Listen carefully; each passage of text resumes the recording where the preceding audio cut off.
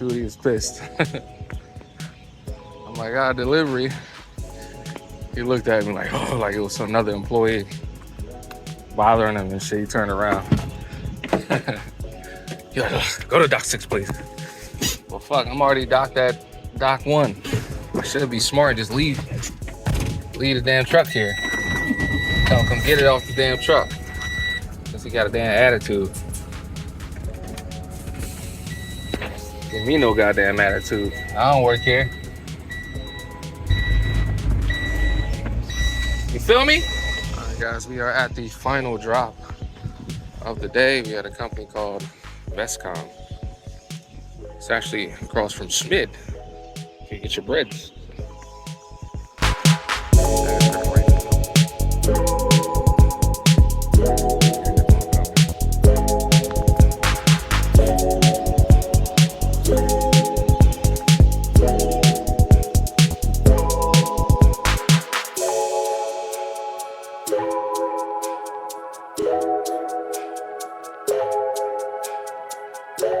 Alright, y'all, just having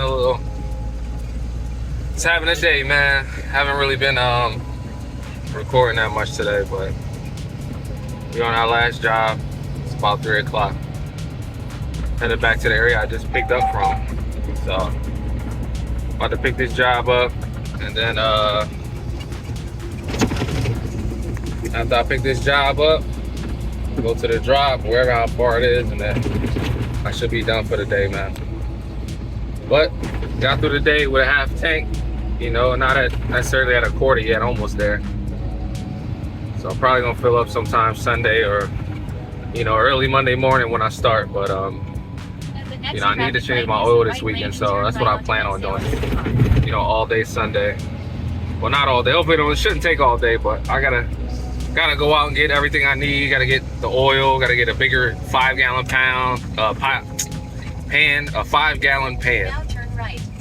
Then I gotta get the oil filters. I should have ordered them on eBay when I saw them, but I wasn't sure if I was gonna do the oil change myself, or you know, I wanted to spend the money for a mechanic to come out and do it for me, but I'm probably gonna do it myself. So that's pretty much it though. But you know, that was the one job I just picked up.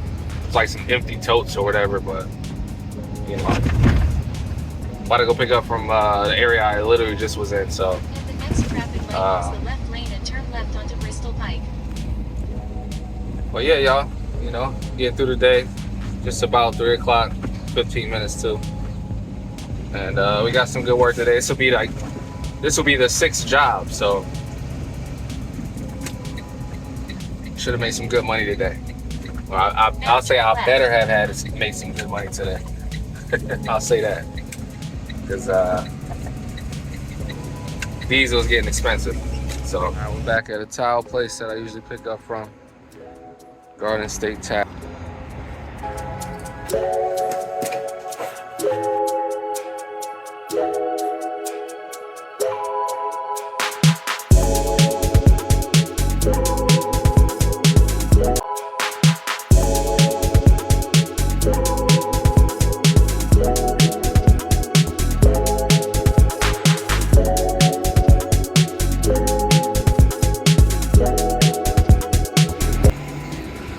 Now we on our way to the next drop at somewhere else in Philadelphia.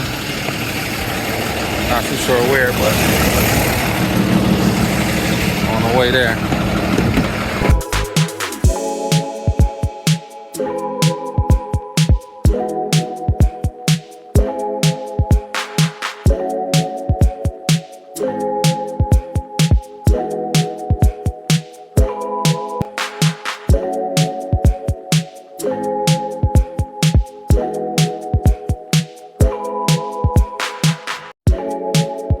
This order didn't have a BOL, so sometimes these orders they don't send them out with BOL, so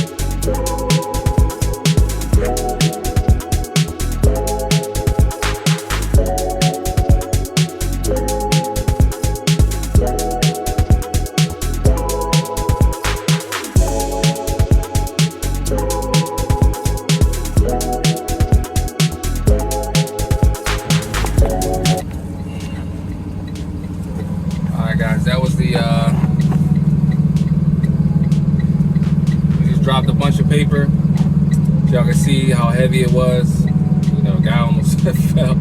He almost fell and hurt himself. So, you know, slippery. Sometimes it's slippery out here. Like today, it's raining. It's still raining. It's been like a span of like 3 days. It's been raining straight. So, you know, you gotta take that into account too. Don't hurt yourself out here. You don't want to throw your back out. You know, sprain your ankle. You know, you just don't want to get hurt out here, man. So, yeah, now we're on our way to another pickup I usually pick up. It's called Sinclair. About 20 minutes out. You know, it's pretty close drive. It's not really hilly. You know, a lot of these areas that I go in, it's not too hilly. You know, it's not, doesn't have a bunch of hills. So, you know, I'm not burning too much gas and, you know, in hills. You know, now there's some areas that I do. You know, when I go pick up at that air filter place, you know, I gotta burn at least, you know, a third of a tank just to get up out of there. But yeah, so, you know, it's great now. You know, now that the paper's out of the back of the truck, you can really feel how light the truck is. Like, you know, it's a huge difference. So you can really feel how light the truck is now. But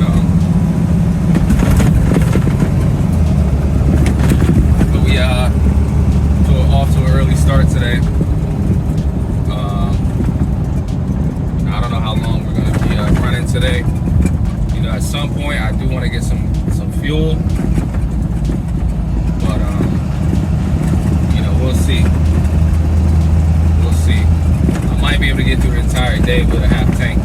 You know, maybe fill up Monday at some point during the day. You know, they say, oh, you gotta fill up. Make sure you fill up. Start the day on a full tank, but you know, that's just not ideal sometimes, man.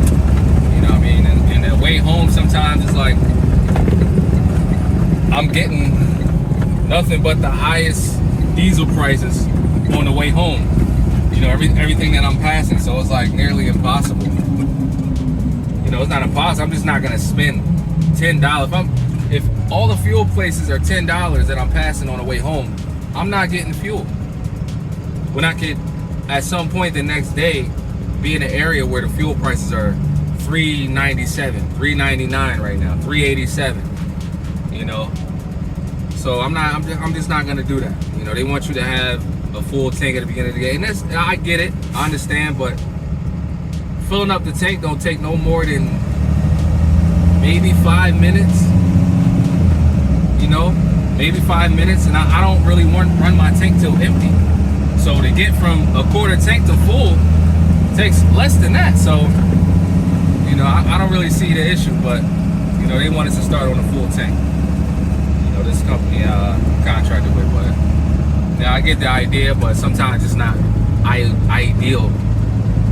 You know, coming home, you know, because some days I'll deliver all the way to New Jersey.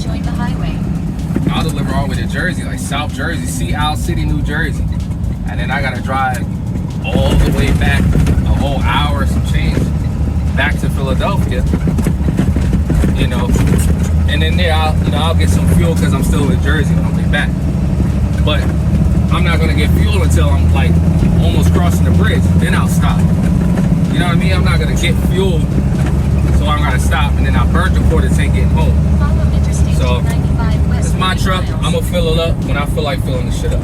You know, excuse my language, but you know, they not out here throwing this weight and out here with the fuel prices going up. You know, I don't know if they're asking for more money because fuel prices are going up on these loads, or they're just getting the loads and not, you know, negotiating these low prices because the cost of operation for us that are actually out here, you know, is going up. You know, fuel right now is damn near $5 a gallon. I think today I see $4.69.